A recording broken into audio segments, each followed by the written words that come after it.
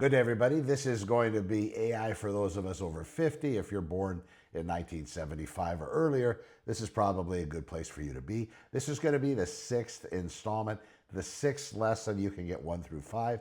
Very simply, I made custom URLs for each one. So you go 1 dot honor elevate, the number 1 dot honorelevate.com, the number 2 dot honorelevate.com. Type that into your browser up at the top. You'll get the entire lesson, you'll get the corresponding video, and you'll be able to get up to date over time, however long it takes you. But each one of these episodes is going to kind of make references to the past with full explanations, and then this will be able to be kind of a standalone episode, like a standalone series. So you'll at least be able to not have to watch any of the preceding videos before you find this one. And today I'm going to get into AI scams and financial fraud protection. There's a lot of that. And in our generation, if you have a retirement, congratulations, you have something like that you're holding on to, and there are a lot of people out there that want to take it from you. Now, not just the human beings in the world, but human beings using a smarter than us intelligence, which would be artificial intelligence. So please protect yourselves. I'll try to give you some tools, explain to you some of these new games that are going on. And folks, it's going to be as bad as it's going to be today. It's only going to get better, which I guess would be getting worse, right? Over time, it'll get more powerful, have more ability, and be able to really, really fool us. So that's why you really have to back up and you have to ask the right questions. So first off, Connor McIver spent 20 years with the Los Angeles Police Department. And I did go to detective school. I know, that's very exciting. Was not a detective, but I was getting close, and then, got into motors and all that other stuff. But with detective school, it did talk about wire fraud and identity theft, embezzlement, lots of different things. So I've seen what criminals can do with a phone, a computer, and desperation. Now, also in this school, it did get into some of the children trying to be taken advantage of, and that was a very big, wide, eye-opening, and that was the social media layer, with adults using it to try to trick kids into doing horrible things, kids that were underage. So there's a lot of that out there. So not only you have the predatory cycles, you also have the people that are going after the finances, but now you have artificial intelligence, and if they maybe jailbreak a system, they might be able to come up with even a better script, a better pitch, to be able to get kids to do what they want kids to do, which is sad, but also on the financials. So we're going to talk about the financials today. Here's what I want to tell you. Everything I dealt with on those cases, just looking at them from the outside, looking in as I was in training for that, everything that took 2 weeks of investigation, warrants, phone records, and financial audits, now it takes 3 seconds. 3 seconds and an AI voice clone. So there's very little preparation now. If you're over 50, you have money, you probably have retirement savings, you have family members you trust, you built something in your life that's worth protecting. So, and right now, these criminals are using artificial intelligence to target people exactly like you. They're not targeting you because they're smart, they're targeting you because they're predictable, and you're predictable, because you trust, because you were raised in a different era. Your word was your bond, and handshake meant something. So in this episode, it's a tactical briefing. Think of it like armor. By the time you finish watching this, you will understand exactly how these scams work, what the warning signs are, how to protect yourself and your family, and what to do if you've already been targeted. So let's start with a story. 3 weeks ago, a woman named Margaret, she's 68. She lives in Pasadena. Of course, it's the woman from Pasadena.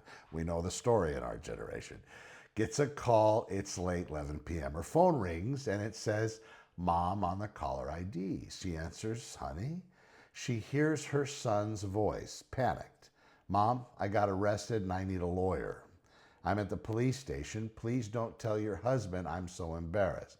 Now remember, if you've seen episode 1, this is the reveal, the awakening. We talked about how AI, the infrastructure for AI has already been built.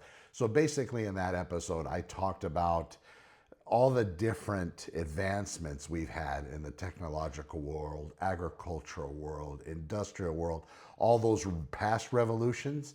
They still required the infrastructure to be laid. Cars, for example.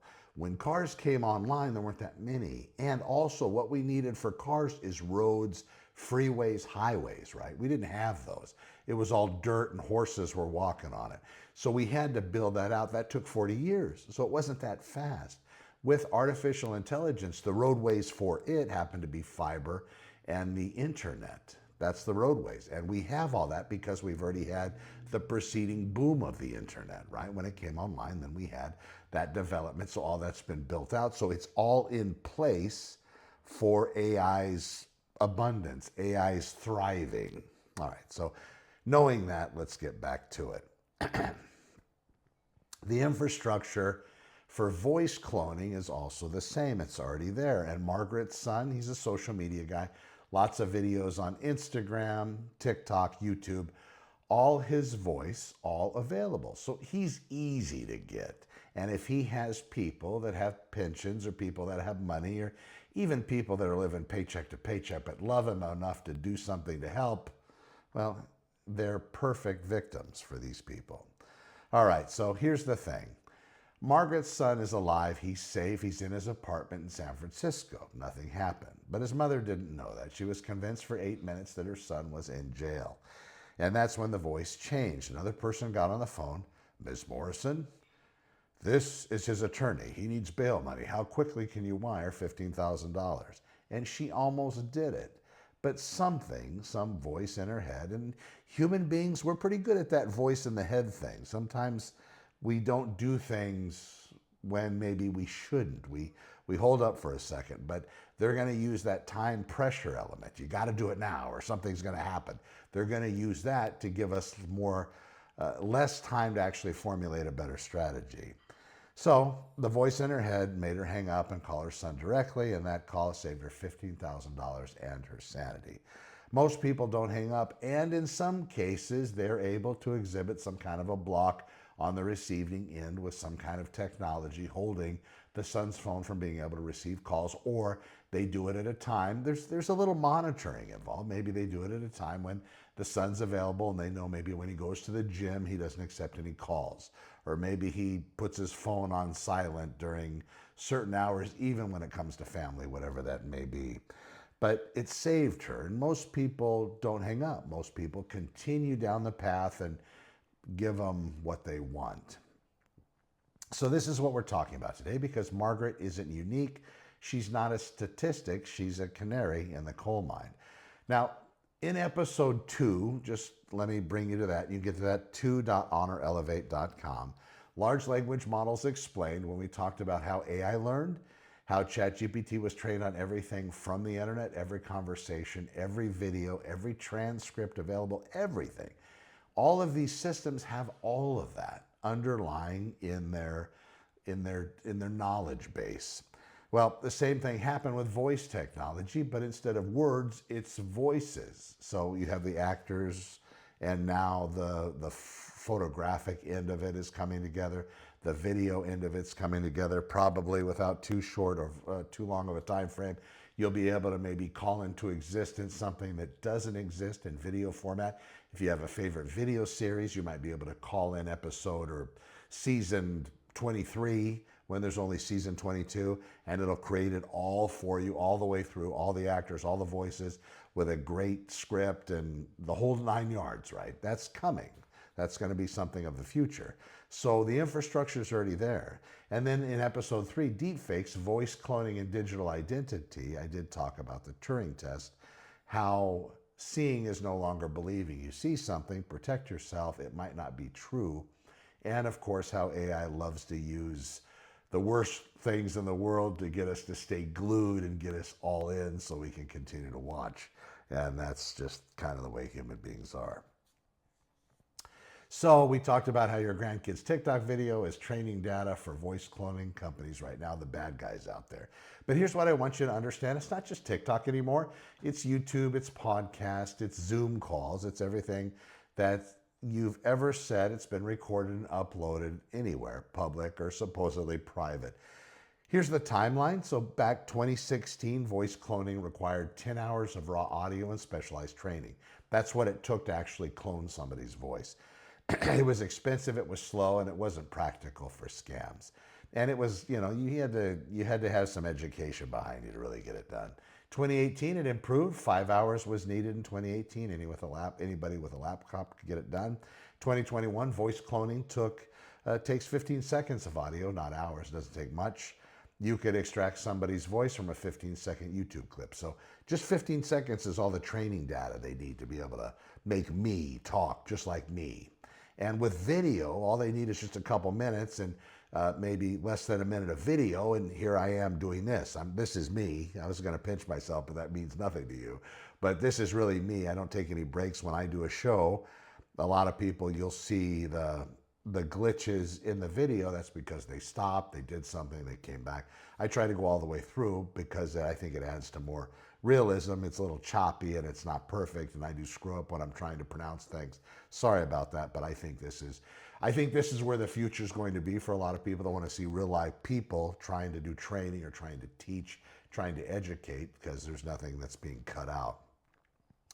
So where was I? 15 seconds of audio, not hours. Okay, so 2023, you can clone a voice with as little as 3 seconds, maybe less. And right now, 2025, as we close out the end of it, 12/27/2025 today, just about to get into 26, yeah, it's the worst that it's ever going to be, and it's only getting better, and it's going to require less time and probably not very much. So now you can do it with probably less than that. And when you go to these different platforms, if you're into that sort of thing, like for my AI businesses, whenever I'm trying to help an owner of a business clone themselves, it is very quick. It just requires a few words, and it just requires a couple different photographs of a different angle, and then it can reproduce you.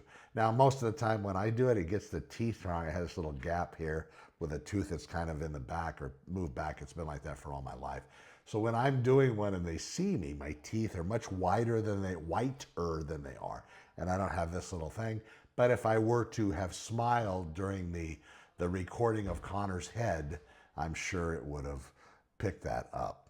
All right, so, and the cost used to be thousands of dollars. Now it's free. There are open sources available to anyone, and that doesn't require a huge technological learnedness. You can do it pretty easily.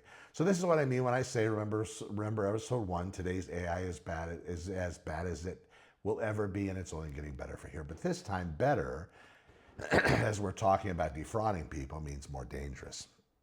So here's segment number 4, how the scams work. Here's the mechanics. So let me break down exactly how these work, and I'm going to be specific because specificity is your defense. The intelligence gathering portion. So a criminal just doesn't pick up the phone and call random people. There is some kind of preparation. That would be efficient. But in the episode 4, algorithm manipulation, you can look at that 4.honorelevate.com. I talked about how algorithms work and how they target you with precision. They're coming directly for you. They're able to do this because they're so frickin' smart. They're way above us in an intelligence quotient. And if you have a criminal that might have, a criminal's IQ, well, I don't know what that would be, but you slap on another 100 IQ points, oh my gosh, right? And it makes them very dangerous. That's where AI helps people in business. People can start to utilize and increase their IQ by 40 or 50 points. And not that IQ doesn't have its own bad set of things along with the historical record of the IQ test. But even moving past that, just intelligence, whatever bar we set, being able to be functional, being able to be as you have been in your life, you double your current intelligence, right? It's going to be a whole different animal. People are going to see you different. You're going to speak different. You're going to probably do things differently. And that's where using artificial intelligence in your own work, in your own life, might benefit you. But there's some pushback, especially in people in our generations. We don't want to get too indebted. We don't want to give it too much information. But if that's your holdback from learning the systems, it's got it. It's got everything about us. Unless you're completely Amish, off the radar. No offense against the Amish, but you would have to be completely unplugged like that not to have any of your information out there. Don't forget, smart devices, your phone, your TV, your Alexa, your Google, your all that stuff, it's listening to you. It's waiting for your next command. So in the background, it's kind of humming, and you might think, well, that's a violation of my privacy. Well, you have to look at the terms of service agreement that you have to sign. And we see them so much now, they're becoming something that isn't important. Where in our generation, as we were younger, maybe even watching our parents sign something, there was a lot more reading that was done instead of, "Ah, yeah, okay, we trust, it's all right. I just want to get this thing up and running." Even with a television, you're signing some kind of an agreement saying what you're agreeing to. Have you ever read that? I mean, it's a lot. A television, something you're hanging on your wall to be able to watch streaming. The Netflix, there's a TOS with that. You're signing up. There's all the legalese with a telephone. You're agreeing to different things with updates on your computers. You're agreeing to different things. There's a lot of stuff we're agreeing to.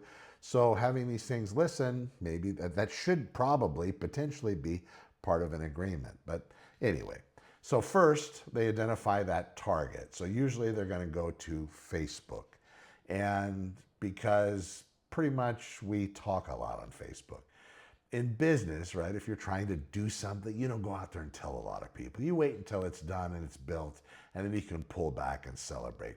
Usually you don't walk people through the process of what it's like not to be able to eat, how it feels like to be hungry, how to, Alex Hormozy talks about sleeping on his gym floor, which is horrible. I've talked about a story, after some issues with me, not really having a place to stay and couch to couch and all that. Thank God at least I had the couches, right? But moving into today, usually in business, the good rule of thumb is you just keep your mouth shut until you kind of get it done, and then you can maybe start talking about it. But in most cases, people aren't really excited to see your success. People aren't very excited to see you do great. But on Facebook, for some reason, we say a lot of stuff. We talk a lot of crap. We talk a lot of good things, but we want to have other people celebrate our victories. So we put it out on Facebook.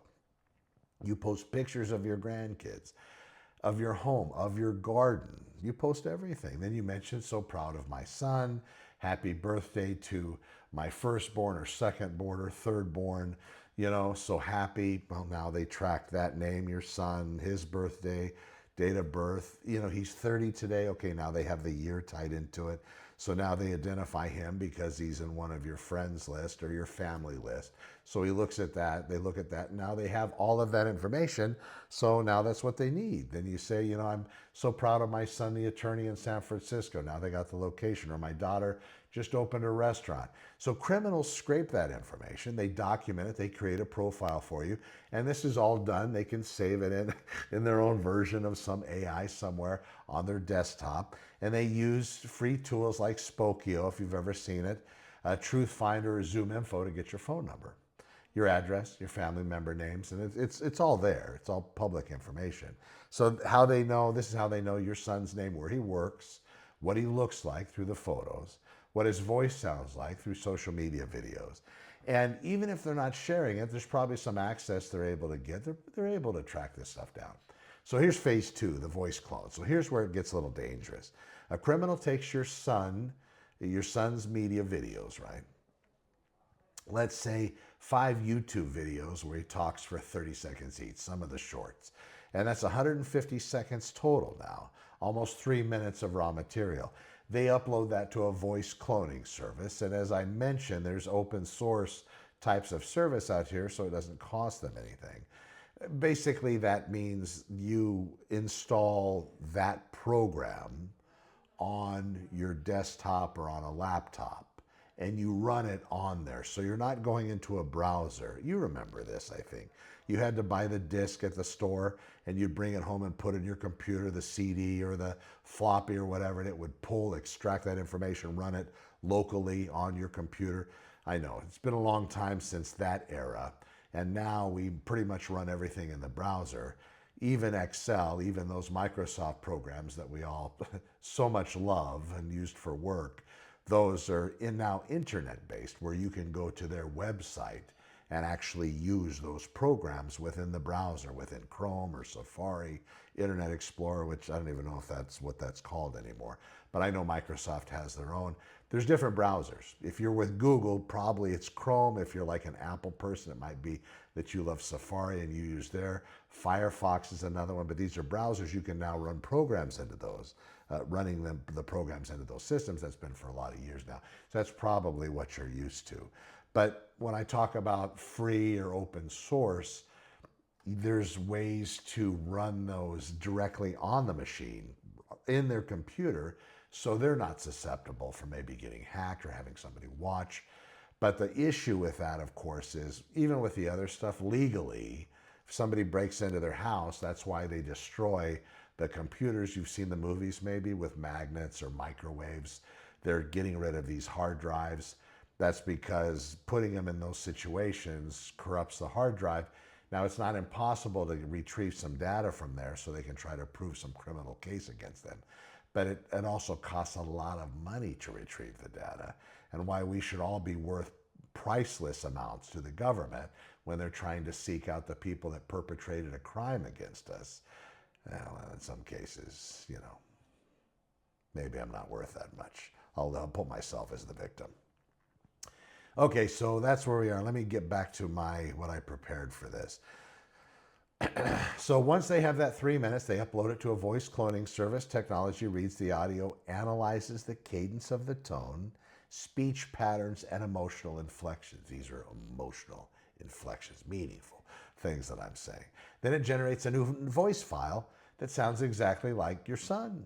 So they test it out. Criminal might record themselves saying different sentences just to verify that the voice clone works. Takes maybe 30 minutes, costs free to $10 depending on the service. And now we have phase 3 of their little criminal endeavor, the call. So your phone rings, the caller ID says your son's name, or he just says a local number, but when you answer, the voice clone is played.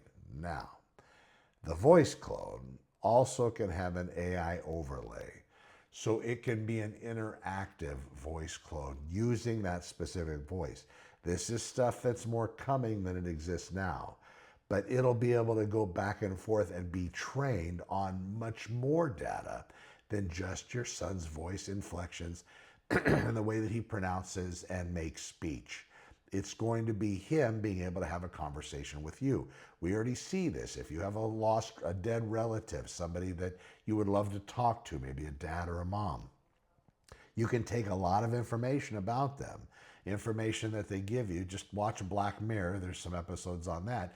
And you can have them recreated as basically an AI agent of your dad or of your mom, and then have a conversation with them.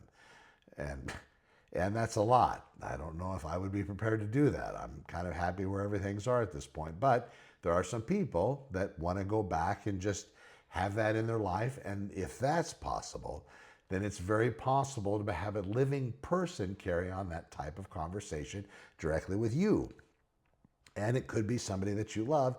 And the people that are doing it could be doing it to try to defraud you or deceive you and get money out of you. So understand that's where that could happen. So your phone rings, it does that. Here's the psychological piece. That's why I'm a cop, veteran LAPD, talking about this. So the voice matches, your anxiety is real, the time pressure is real, your emotional response is genuine. Your critical thinking, well, it's out the window. That's it. You're not thinking critically anymore because you're not. You're reacting, and evolution made us react, or the way that we are designed allowed us to react and panic when we hear our children's voices in panic situations. So the voice says something like this: Mom, I got into an accident. The other car's saying it's my fault. I need money for a lawyer right now. Or probably even a better story. That's about the best I could come up with. Or, hey, Mom, it's me. I need a weird flavor I can't explain right now, but I need you to buy Google Play cards, 10 of them for $500 each. I don't know if anybody would do that for their kid, at the last moment, but maybe. Or, I'm so embarrassed I got arrested. I can't tell Dad. Maybe that's true to form. That seems to kind of run the gamut. You don't want to tell Dad, sort of thing. So maybe that works. And you're panicked, you're emotional, you're not analyzing, you're protecting. So what you do, what the voice tells you to do. So here's phase 4, the transfer. And this is where the financial damage happens. The scammer tells you to wire money to a specific account, buy gift cards and read the codes, withdraw cash and give it to a courier, transfer cryptocurrency, hire a specific bail bondsman who's in on the scam.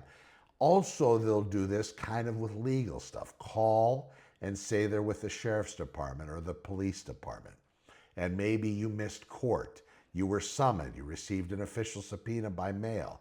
and you never appeared. We have proof of service in your name. You have to come show up. It might not even be a voice of anybody, but the phone number they're calling from could be cloned. And also the return call back could be cloned. So this could work both ways. And that's technology that goes back 5 or 6 years.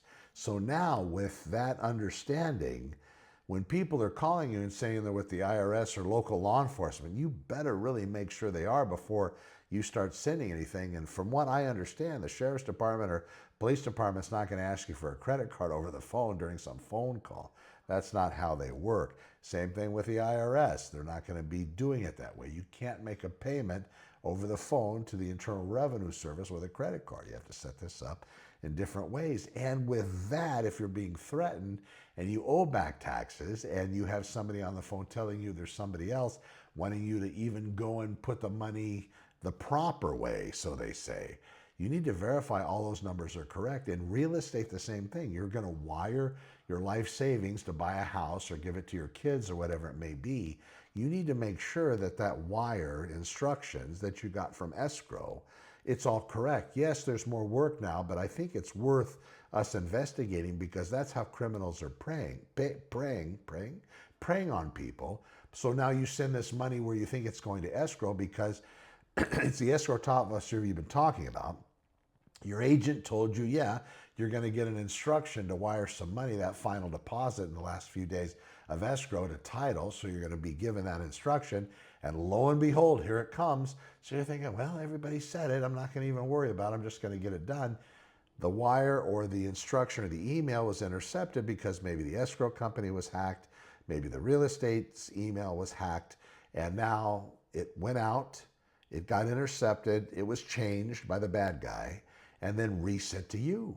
So now you're getting a wiring instruction that was never part of the original email. Clever, right? But yeah, once that money goes out, though, it's gone forever. Are there ramifications to the escrow company or the real estate or whatever it may be? Attorney question. But know to watch out for that. So this is where the financial damage happens. You wiring transfers, like I said, to a specific account, buying gift cards, reading the codes, withdrawing cash, giving it to a courier.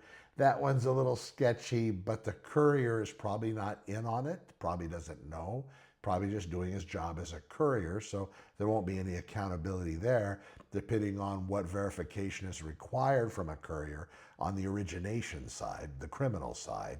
Maybe there is really nothing that has to be done and it can all be played out. So the courier, once it's found out that you were defrauded, they're not getting into trouble because they weren't part of it. Of course, if they are part of it, then hopefully they'll get caught up in it. Transferring cryptocurrency, hire a specific bail bondsman. That's cute. Who's in on the scam, so watch out for that. And because of time pressure, the panic, and the emotional response, of course you do it. But by the time you verify with your actual son that he's fine, because they do all this stuff, hurry, quick, before the hammer falls fast, and the money's gone. It's too late. Different country, it's been converted to cryptocurrency, it's now untraceable. So I've seen this with real police cases when I was in detective school and even talking to other detectives that worked the financial crime section. Families lost 50, 100 grand, even more. One family lost 250 before they realized it was a scam.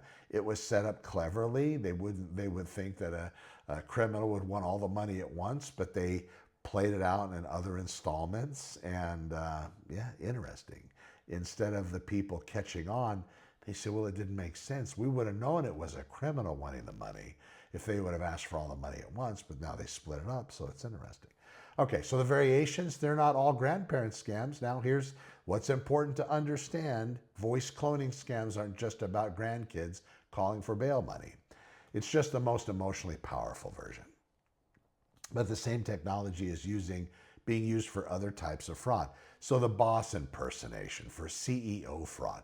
If you're the CFO of a mid-sized company, you get a call from what sounds like your CEO. Hey, we just acquired a company in Singapore, they'll say. I need you to wire $2 million to this account for the acquisition. This is confidential. Don't tell anyone. It closes this afternoon. Well, you recognize the voice. You know this person. You work with them for 8 years. You transfer the money. Except your CEO is in a conference in Denver. He has no idea what you're talking about. Even in that scenario, you think, well, I'll just call him back and see if it's true. Well, by that time, there's been some kind of malware installed somewhere on your phone or some kind of interception device. Maybe there's a van sitting outside your house and it intercepts your outbound call and it reroutes it to, again, the AI system that speaks like your boss, has their voice and verifies what they're telling you is true. Or you and your boss maybe develop some kind of a fail-safe phrase so you know, and they do this with families all the time. You say, listen, if anybody ever calls me and wants to get money out of me, I'm going to ask you to give me a particular phrase.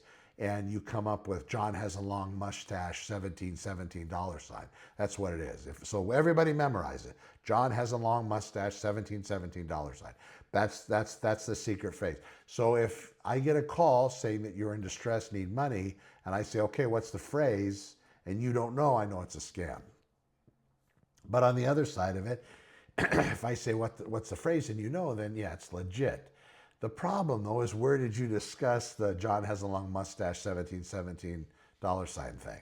Where was that done? Was that in your house? Was that, I'm filming on the phone, was that when you had your iPhone next to you? Was it when it was listening? Because everything listens. Was it in a room that has a television in it? A smart TV? Was it listening? Was it where your computer is, your speakers, your audio, your cameras, where were you? So you take somebody, you make some loud background noise and you whisper, but you don't have any device near you. You would shut everything off, even though yes, things still listen when they're shut off, but you want to get to a place, if you're going to discuss a secret phrase with your CEO, CFO, CMO, COOC, whatever O, and family, you want to make sure that you do that totally out of earshot of every device, everywhere. Super important, folks. If you're going to really go to that extreme, and also make it so it can be recalled under pressure if you need to. Because if somebody really does have a gun to a relative's head or a dull knife to their throat and they're going to start hacking away, it might be a good idea to be able to have them to remember that kind of a phrase under stress. Under stress, we lose about 70% of our ability. We see this with police shootings. People often wonder, well, the police officer was, the guy was right in front of him shooting at him and he missed every single time. There's a lot of stress put on you when somebody's trying to blow your brains out as a police officer, even if you're well trained, because the training involves shooting at people. No, the training involves shooting at paper. Yeah, paper might have silhouettes of people on it, but it's a whole different animal when you got another flesh and blood breathing human being trying to come after you and kill you. And the robots are coming, so we'll have to see how that plays out. But anyway, getting back to it. You recognize the voice, you know him, you worked with him for 8 years, you transfer the money. CEO, like I said, is at a conference somewhere else. He has no idea what you're talking about. So the scam just cost your company $2 million, and it happens hundreds of times a year in the US alone. So here's another variation. So the tech support scams where they would say, I'm going to install some software, I'm going to send you a link, you click on it, now I get to take over your computer. Dell used to do this, I believe, some of the other big computer manufacturer companies. And we were, a lot of it went okay. But there were other companies that used that to manipulate and take over people's computers and get access to things they shouldn't be so they could, steal money from them. But the anxiety from episode 4 about algorithms, if you go 4.honorelevate.com, you can see that. And the algorithms about how anger is the most powerful dopamine trigger. So now imagine some anxiety when your computer screen pops up with a message, and this has been going on, warning your computer's been compromised, call Microsoft support immediately.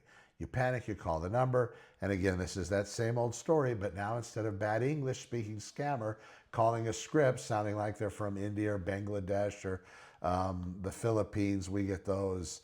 There's just, some country in Africa, and even in the United States, they do this, but if they were to be speaking perfect English, maybe with a southern drawl, saying that they're in Alabama, it might be more meaningful to us living here in America than some other accent. maybe. It might change the game a little bit, especially when they say they're in Charlotte, North Carolina, and they're calling from Microsoft headquarters, and they understand that you got some kind of a malware on your computer. They're calling you to help you out, honey. Yeah, that might do it. But instead of an English-speaking scammer reading a script, you get somebody who sounds like a professional IT person. The voice is calm, authoritative, clear English, using proper technical terminology. It's a voice clone. And they walk you through, I need remote access to your computer to fix this. Just go to TeamViewer but instead of fixing anything, they're installing remote access tools. They're now in your computer. They can see your bank accounts, your passwords, whatever you have on there, your investment accounts, or they're going to redirect you to install malware that will steal all that information, or they're asking you to transfer money for the security certificate, if that sounds familiar, or to activate the repair. Number 3, investment and banking scams. This is the more sophisticated version of this. You get an email from what appears to be your bank or PayPal, American Express. So you look at them, and sometimes the logo's off, and this is kind of more historical. Now the logo's right on. Now the verification of the email is right on. There are no misspellings of, Mr. McIver, we're calling about your last credit card statement. There's no misspellings. It's 100% legit. It looks great. Even the email can be cloned. So if you're looking at the email, it's going to have American Express in it or PayPal or something else in there that gives you kind of mental validity. But probably not the credit card company, especially, well, of course, if it's a scam. But you get an email from what appears to be your bank, your investment advisor. It looks legit. The logo's perfect. The formatting's right. Again, this is all happening right now. A few months ago, the logo was screwed up. The language might have been messed up. Some hacker not worth their salt in the criminal underworld, really wasn't doing their due diligence of making their craft better. Well, now it's a whole different animal. So logo's perfect, formatting's right. It says, we've noticed unusual activity on your account. Please call us immediately to verify your identity. Call the number in the email. And the voice that sounds exactly like the customer rep you normally talk to is the one that's on the other end. Thank you for calling. Can you verify your account number you provided? Thank you. We've detected fraudulent activity. We need to verify your passwords for security purposes. And of course, you give it if you usually do, and you give it. Or they say we need to move funds immediately to secure your account. Can you authorize a transfer? And you do. Passcodes as well. All these verification steps that are supposedly going to keep you safe, but they're just getting it so they can become you. The voice is authentic. They're capturing your voice. The process is authentic. It all feels legitimate. Watch out. Romance scams. The AI boyfriend, girlfriend. This is beautiful. A little bit darker and more prevalent than people realize. It's happening all the time. I'm an older person, often widowed, lonely. Our generation, right? You just can't find the right one anymore. Maybe your right one is no longer on the planet. Maybe they left, whatever it may have been. Maybe they were no longer your right one and you wanted to move on and starting a thing all over. But there's a lot of stuff out there, a lot of scams going on. And, they send you a picture. It's not even them. It's AI generated or whatever. And you send them the real thing, and then they use it to say, I'm going to show all your family and friends your privates unless you give me something. Yeah, love's hard, right? You want to try to find the right one. Maybe that's not the right approach, but I'm no counselor here. But an older person, often widowed, gets lonely, gets a message on Facebook or one of the dating apps they're on from an attractive person, usually 10 to 15 years younger, very interested, very complimentary, you know the drill. And they start texting daily, multiple times per day. Within weeks, there's an emotional bond. Folks, no longer did a person have to be sitting in some kind of a Kenya internet lounge. Now they can be AI being dispatched from anywhere, any place in the world, and the AI is the one having the conversation. So a human being just has to scale that business. And then they scale it to call or go after 100,000 people in a particular age range on a particular social media platform. This is just beginning, and it's going to get more and more dangerous. So you have to watch out.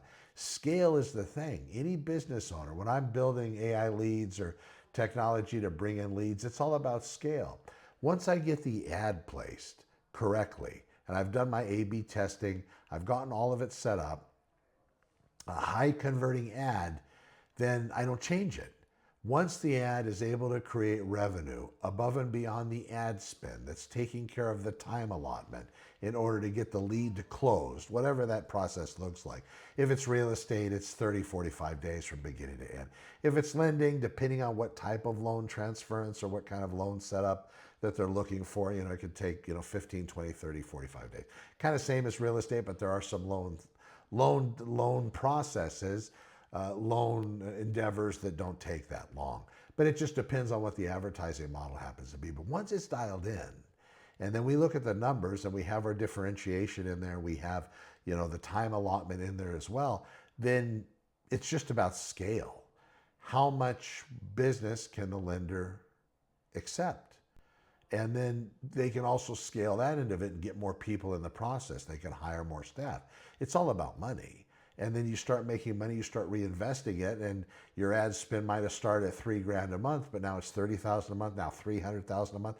As long as that same dynamic is working, then there's no problem. Then every once in a while, there comes a time for some kind of an adjustment because you start seeing the numbers starting to fall. Maybe there was some bad news related to the Fed. Maybe there was something else in real estate. Maybe the market switched from a seller's market to a buyer's market, whatever it may be. But then you do your little adjustment and you hit it again, and then boom, boom, boom, then you just continue to scale. So it's the same thing as these criminals out there, except it's criminal. And the criminals out there are being able to scale this defrauding of people because now they're able to use AI overlays. They'll actually able to have an AI agent that does the defrauding for them. And they can set these up by scale. They find a script that works in a particular age group with particular people on a particular social media platform, maybe in a particular area. Maybe people in the Midwest care more about family than people in the Northeast. I don't know. But, they figure out all of those little mechanisms, and then they just build the thing. And then they can scale it once they see that it works. It's horrible. So you start texting, right? So you got this person that you really think likes you, and you guys are going back and forth, and within weeks you got this emotional bond. But there's a problem. The person can't meet because they're a redneck? No, not a redneck. A tough neck? God almighty, the people on oil rigs, roughneck. A roughneck on an oil rig in the North Sea, or they're deployed from the military. There's some kind of a highfalutin welder, underwater welder, naval welder, whatever, or they're in Singapore on a business deal. Maybe they're trying to do the CEO type deal. But then comes the ask. I need $5,000 to fly home to see you. Or my car broke and I need money for a mechanic. Or my daughter has a special medical emergency. Or, I'm so sorry, my dad, and they're younger than you, right? So my dad usually pays my cell phone, but now he's in the hospital. I need some help with that so I can continue to talk to you. Just a little bit. They just need a little bit at first. It doesn't have to be a lot. But once you send it once, they know, and you know, and I know that it's easier to get you to send more because you start to be comfortable with it. It's always the first time that's hardest. But once you get that done, then it becomes easy. All right. So I broke down, need money for a mechanic. My daughter has a medical emergency. I think I mentioned that one. And now it's not just voice cloning, it's deepfake video. So now you got somebody on the other side of the call or on the other side of the email in a video generated photo, AI generated photos and videos, completely synthetic person, but looks exactly like those people that you know and love. And they're designed to extract money from you as well. And because there's an emotional relationship, because trust has been built over months, we're talking about the dating thing, you send the money over and over, 5,000, then 10,000, like I mentioned, then 50. So by the time you realize it's a scam, you've lost more money than most people have in savings because you might have better access. You might have more on hand. You might have a better retirement. It's those generations. Now, this is happening to thousands of people that are over 50 right now. Thousands. So, warning signs, how to spot it. Okay, This is the tactical part. This is where you become invulnerable. Now, this is because here's what criminals count on: speed and emotion. They want you panicked. They want you moving fast. They don't want you doing any thinking. They don't want you pulling back and taking a second. See if you see any of these warning signs. You slow down, you verify, you break the spell. So warning time number one, time pressure. You need to do this right now, as I mentioned before. You need to do it right now. It has to happen today. I can only accept payment in the next hour. Legitimate businesses don't do this. Your bank, if you can't pay your electricity, the worst they're going to do is probably not going to shut it off for a while. They're going to give you more time. Yeah, they're going to bury you in maybe late payments, or maybe sanction you and say you got to now put some money on deposit, but they're not going to shut you off. These other people, they want it right now.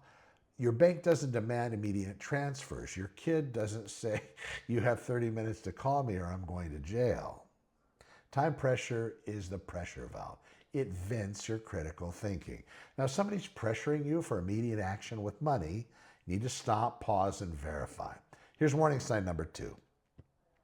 They're not going to use their normal communication method. Your son always texts, but now he's calling in the middle of the night. Your financial advisor always emails. Now they're calling and demanding immediate action. Your daughter always using FaceTime, but now it's just a voice. And all of those things are now up for adjustment the better the technology gets, so know that. But currently, this is where we are. When the communication method changes suddenly, your BS detector should go off, because voice cloning can replicate voice, but it can't replicate the personality, the quirks, the patterns of a real relationship. Ask them something only they would know. Remember when we went to Disneyland and you threw up on the teacups ride? If they hesitate, they don't remember correctly, that's a warning sign. And you can also use a ruse, just like in Terminator. I hear Fluffy. He's barking. Is everything okay? And the dog's name is Spot.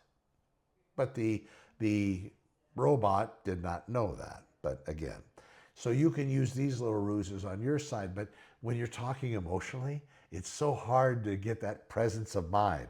That's why the most dangerous operators in the world, the people that are mercs, the people that are special forces, the fancy military people that aren't even on the books, they have an exceptional presence of mind. They don't get rattled. They just move through and do their job, almost in a sociopathic kind of a way. They just push forward and they have an objective. Now, they're not crazy or killing people just for fun, but they have their method. And I've trained some of these fancy folks when I was on the police department and in firearms. Now, I was training recruits, but I also had the chance to train some in-service people. And some of these people were working SWAT and SIS, other special sections, and training is kind of a misnomer. They were all better than me. But it was interesting to watch how they could even be tuned up by somebody that isn't good. Another critical eye watching their process, whether it was pressing the trigger, sight alignment, whatever it may be, just to kind of tune them and make them a little bit better at what they did. But they walked in with kind of an out of plan or out of body type position. They were very nice and wonderful, but you know, there was a little kind of cognitive separation, I think, with some of those folks. But anyway, I digress. All right, so, you know, ask that ruse, that question that maybe only they would know. It could be real, it could be fake. If they say, well, I don't remember anything like that happening, maybe that's a better thing than having them agree with you, because if you ask about the actual teacups ride at Disneyland and they actually did throw up and they verify that's happening, which would be the tendency for some AI to actually agree with it instead of going against it, there you go. But maybe make up something totally fake. Hey, you know, you were saying last week that Bubba was sick, your Shih Tzu. How is he? Is he okay? And then, you know, if it's AI, they're going to probably screw that one up. All right. So now, warning sign number 3, if they're asking for payment in unusual ways, wire transfers, gift cards, cryptocurrency, cash pickup. These aren't how legitimate businesses or even friends and family typically ask for payment. Your bank is never going to ask you to wire them money to fix fraud. Your lawyer isn't going to ask you to send bail money via gift cards. Probably not, anyway. Your daughter will never ask you to buy Google Play cards to hide a transaction. Legitimate payment flows through established channels. Credit card, check, direct bank account. All right. The moment somebody asks for payment outside normal channels, that's a red flag. Warning sign number 4. They're asking you not to tell anyone. Oh, it's beautiful. Don't tell your husband. Even if the kids, you think it's your kids, but it's not, they're saying don't tell dad. I think if it's that critical of a situation, dad needs to know. And don't tell the cops. Yeah. If somebody's telling you not to tell the cops, you almost kind of want to tell the cops. Now, we've been conditioned by every movie out there that people don't tell the law enforcement and they think they can resolve it on their own. That's why the movie gets exciting, because it doesn't happen. They still kill them. They still do horrible things. So don't get caught up in that world about not calling the police. If very few we see the movie that they call the police. Usually it's not calling the police, and then the police find out some way, and then some hero comes in and they save the day.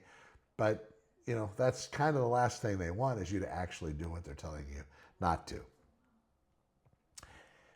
Keep this between us. Don't mention it to anybody else. If you tell anyone, it makes the situation worse. Don't tell your husband. Don't tell dad. This is classic isolation. It's a manipulation technique as old as the cons themselves. Legitimate businesses don't ask you to hide things. Your bank doesn't ask you to keep fraud a secret. Your lawyer doesn't ask you not to tell your spouse about the bail money. They just don't. Secrecy is shame, and shame makes you vulnerable. That's the critical point. If somebody's asking you to keep a financial transaction secret, tell somebody immediately. Here's number 5.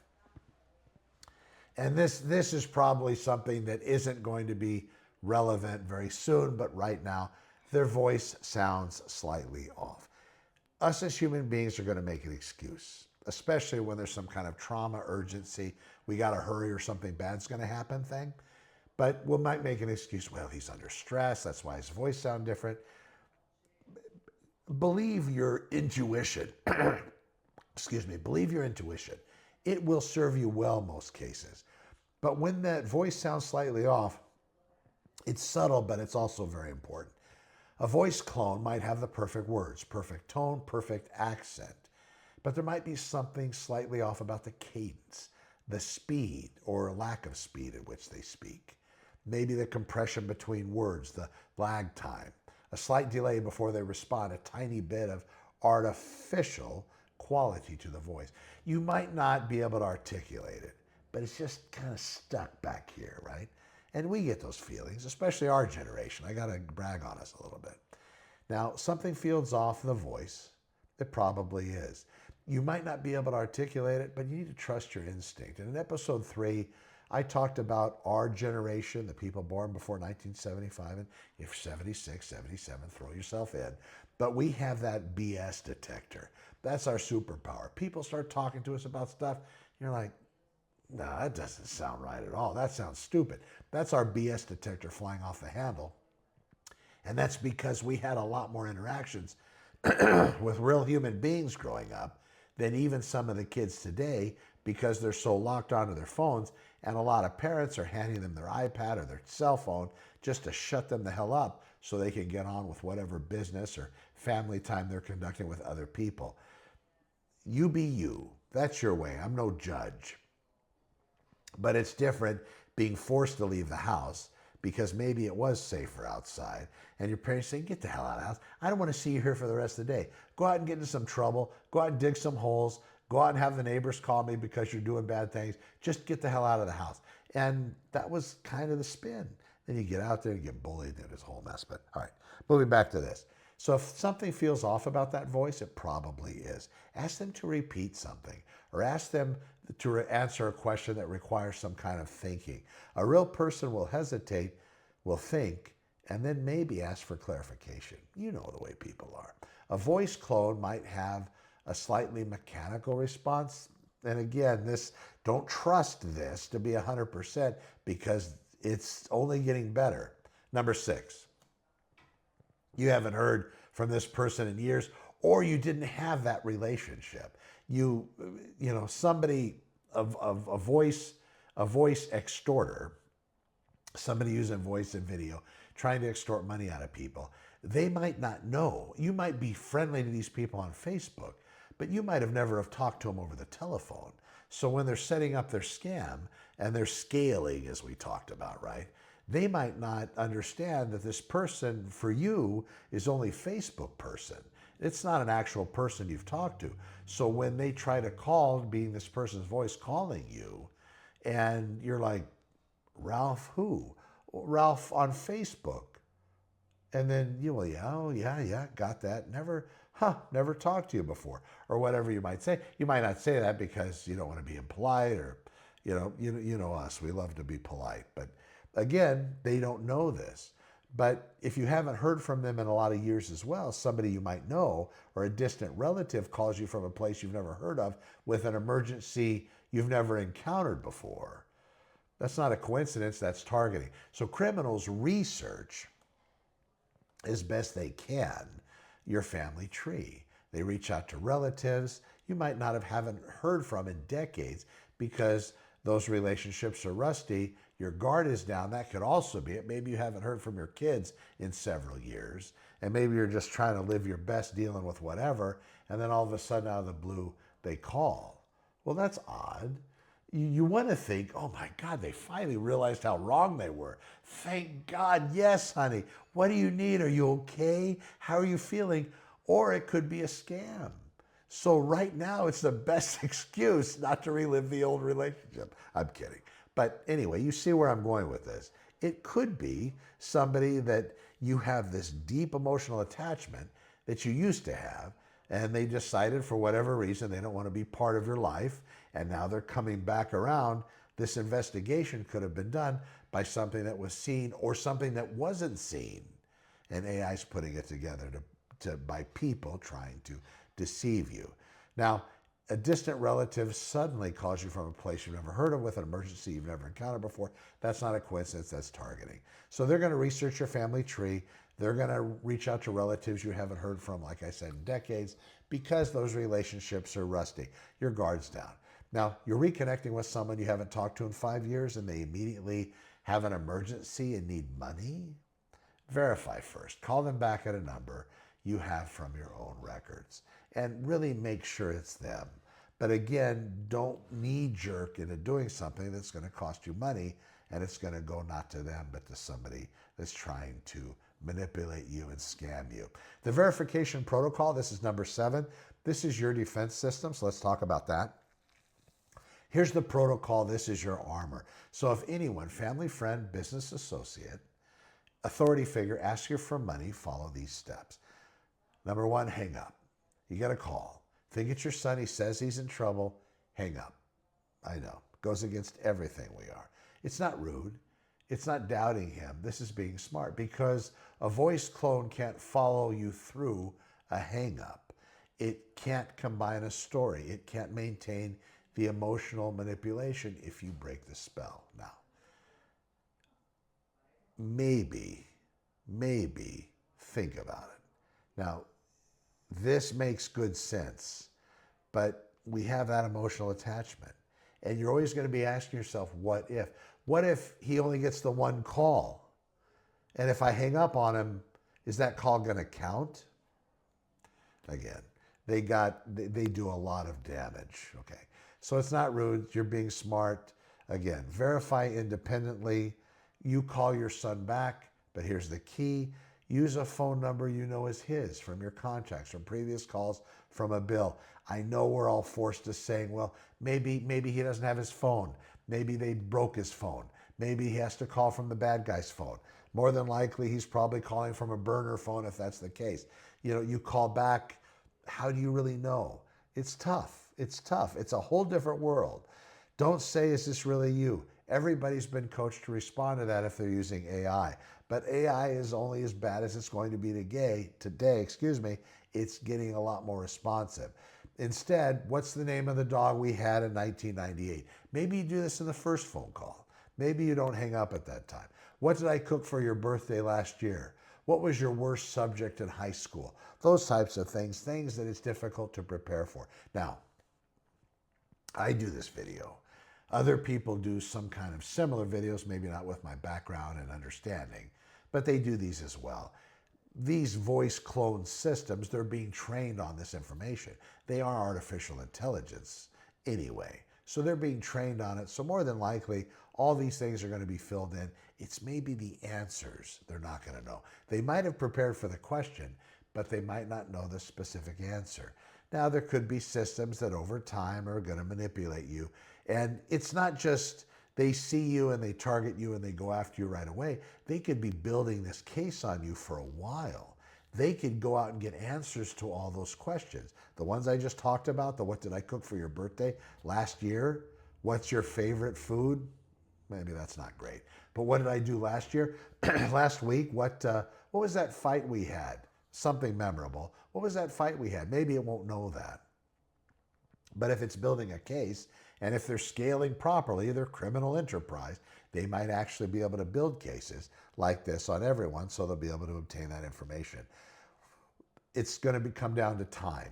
I need it right now. There's not a lot of things legit that come as right now, but we're also dealing with criminals, kidnappers, all these sorts of things. So, you got to be you at the end of the day. You got to be you. All right. So, ask questions they wouldn't know. Like you said, don't say, is this really you? Voice clones are going to give you a mechanical response, at least kind of now. But like I said, they're getting better and more impressive. Number 4, don't give payment instructions from the phone call, even if you verified them. If they're giving you wire transfer numbers, card numbers, cryptocurrency addresses, don't use them. Instead, you say, I'll call the police station directly and I will ask about you. Or I'll call your office and verify with your boss. Or I'll go to the bank and process them through. Because even if the voice is real, the instructions might not be. Involve a second party. You got to tell somebody. You have to tell a spouse, tell a trusted friend, tell your financial advisor, the police. I got a call from my son asking for money. I want to verify before I do anything. Because fraud relies on isolation. You being the only one that knows. That's what they're hoping for. It relies on you being the only one that knows. The moment you bring another person in, the spell starts to break down. They might think you're overproductive. They might be annoyed, but they won't be defrauded. So check with the authority figure directly if somebody's claiming they're calling from the police station, the hospital, the court. You call that institution directly. Now, if there's a van or a vehicle you don't recognize parked in front of your house, or a drone hovering above it with the technology to intercept phone calls and reroute them, it's an entirely brave new world. But that's going to be a pretty sophisticated outfit, and you're probably going to be worth a lot of money. Probably not a single mother on a pension that's paying you $2,000 a month. Probably not. But again, nothing against that. I'm just saying, even us folks that aren't worth billions might want to still watch out for yourselves. I think it's worth a look outside the window. It's worth maybe a walk out back to listen.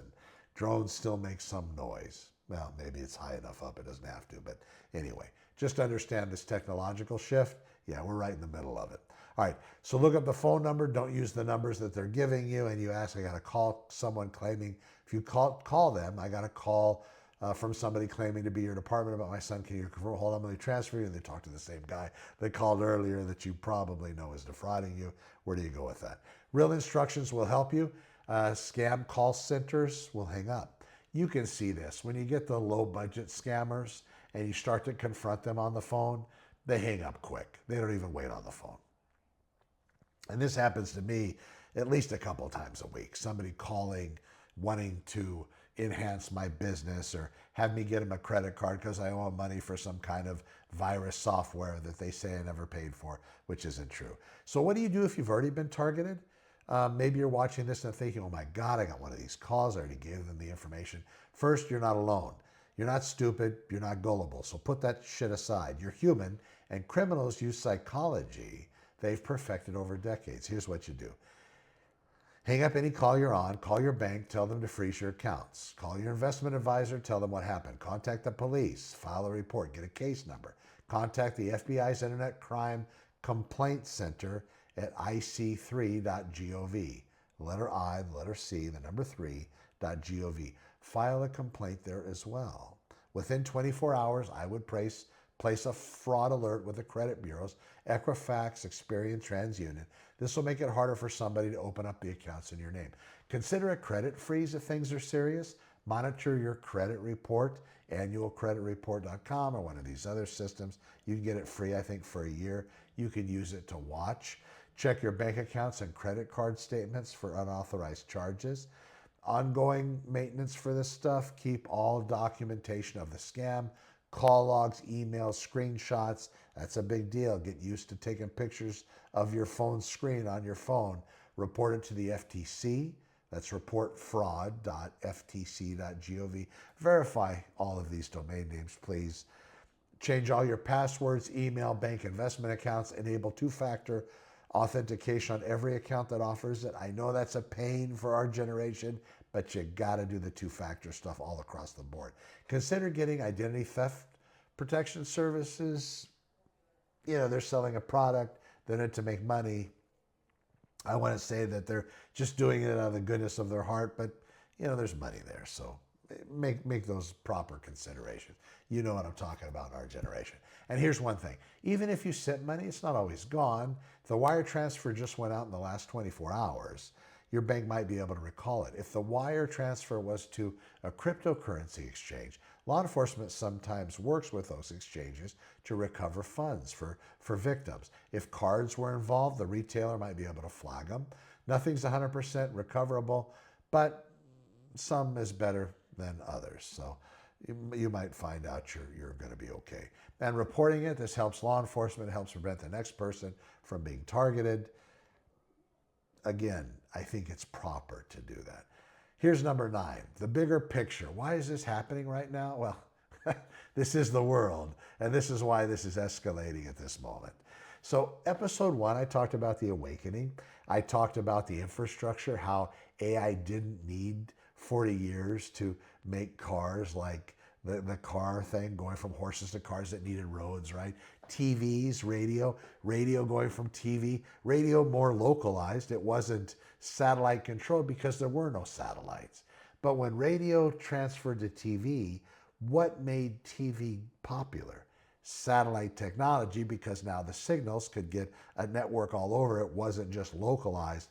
That's when it worked. And it took a while, but that took a while to build out. With the internet, that built out the proper infrastructure for AI. That's why it's all moving so quickly.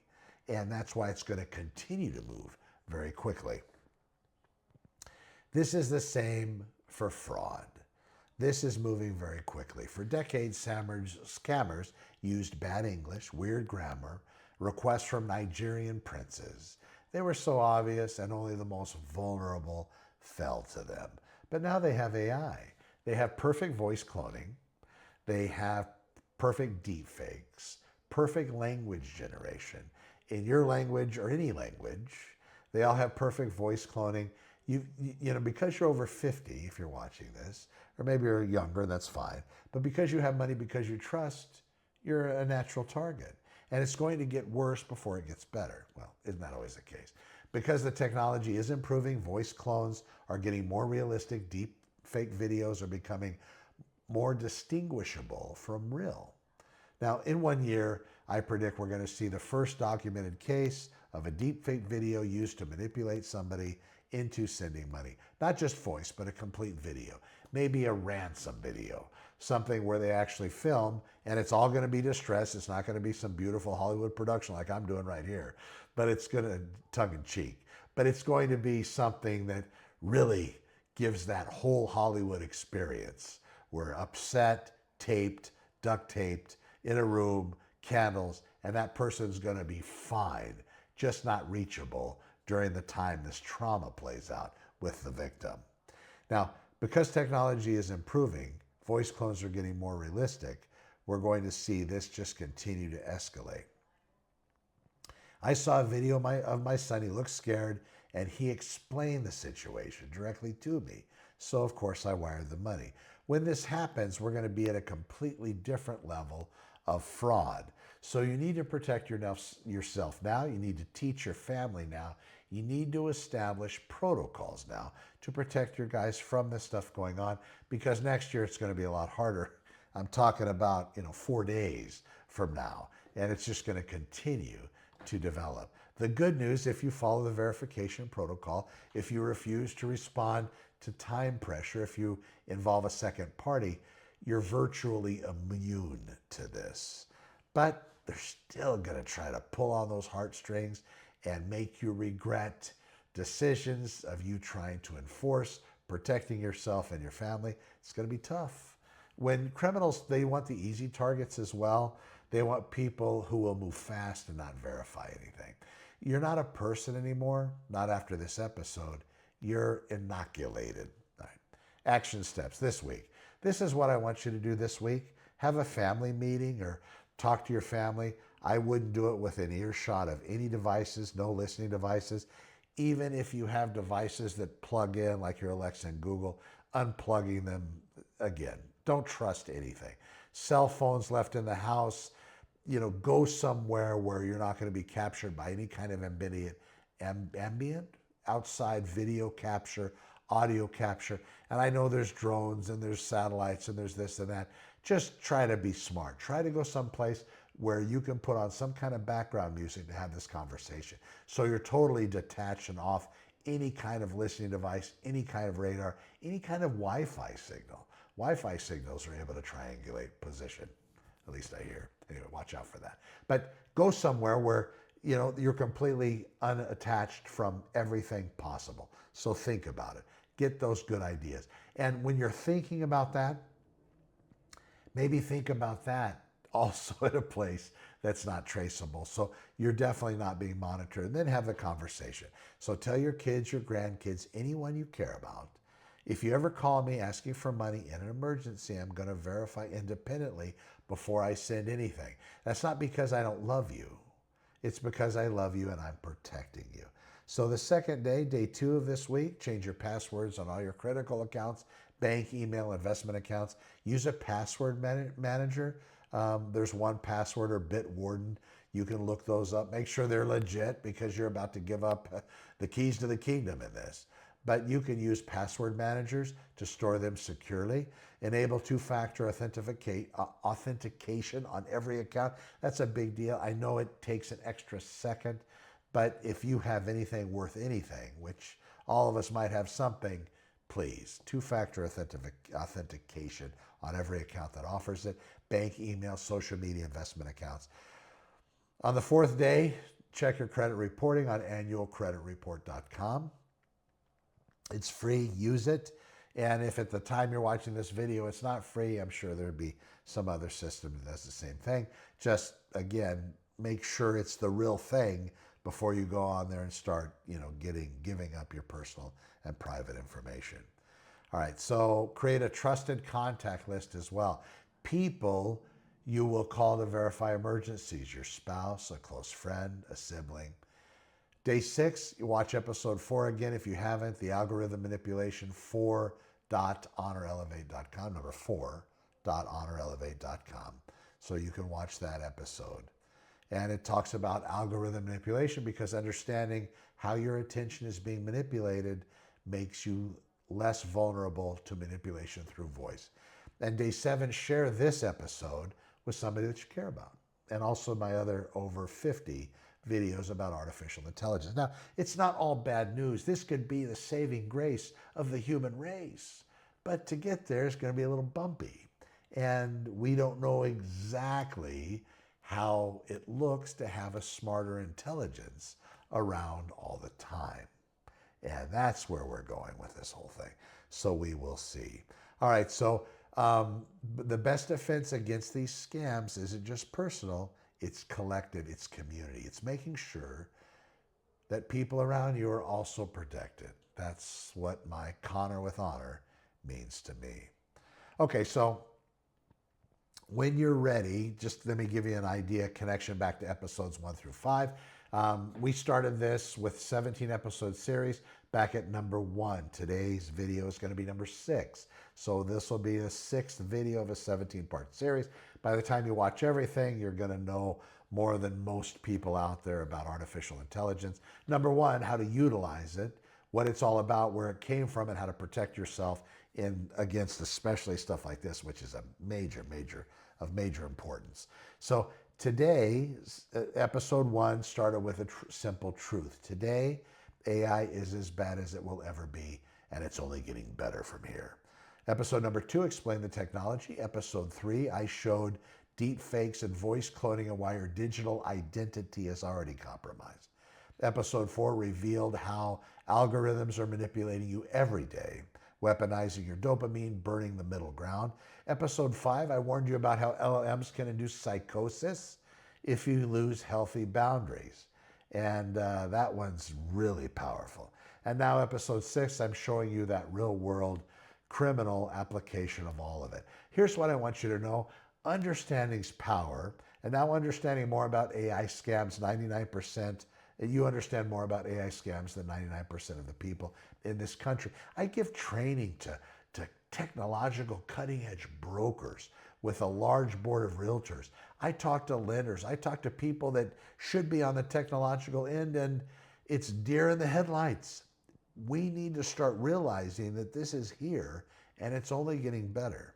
So now, understand there's protocols. You have warning signs. You now have a verification system. You're not vulnerable. You're educated. Next episode, we're going to move from defense to offense. We're going to talk about you and how to use AI to create opportunities in your business, in your career, and of course in your life. You don't have a business. Maybe you're retired. But first, you need to be safe. And now you are. So go out there, protect your family. I'll see you in episode 7. I'm Connor with Honor. Thank you very much for trusting me with your AI education. Be well. We'll talk to you in the next one. Thanks for watching.